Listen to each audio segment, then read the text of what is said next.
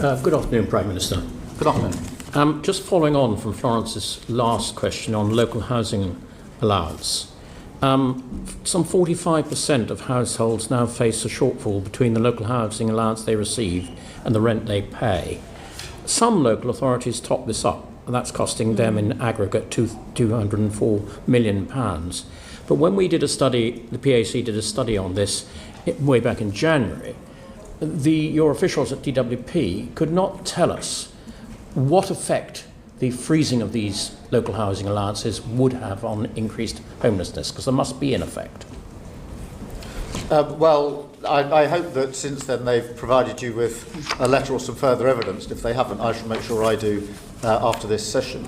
But in relation to homelessness, that is also an initiative led by the Deputy Prime Minister. It's one of the priorities that I've given her, and we have put a lot of money, so £950 million, into more temporary accommodation. That's money straight into local authorities, because often it's a lack of temporary accommodation that is one of the causes of the problem.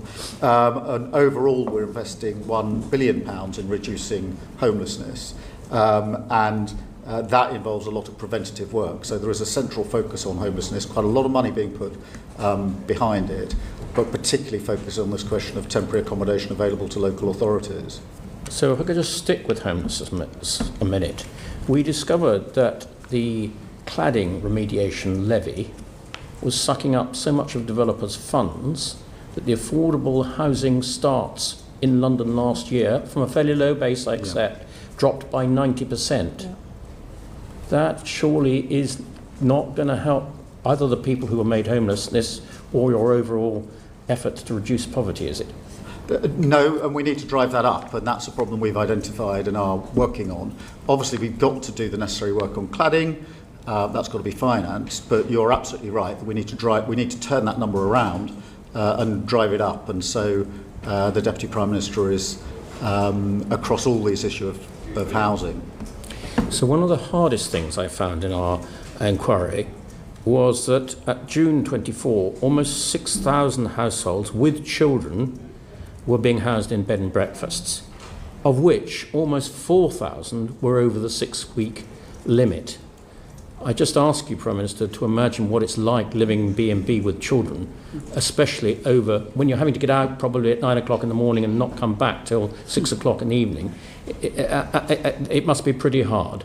And of that, so we found that 39,000 households were living in occupying temporary accommodation outside their normal home area. So there will be people living over the 6-week limit with B&Bs, with children, outside their area, trying to struggle to get to schools or work or whatever it is they have to do.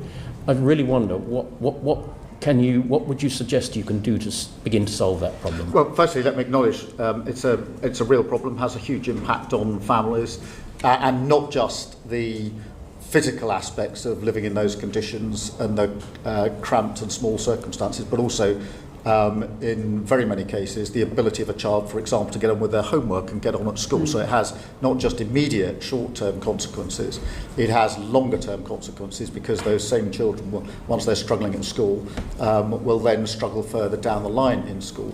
That is why it's important that we have put the extra money into temporary accommodation for local authorities to make sure there's a wider range of accommodation. Now, you can't fix this overnight, but you're absolutely right, it needs to be turned around for all the reasons that you've identified, and I absolutely understand.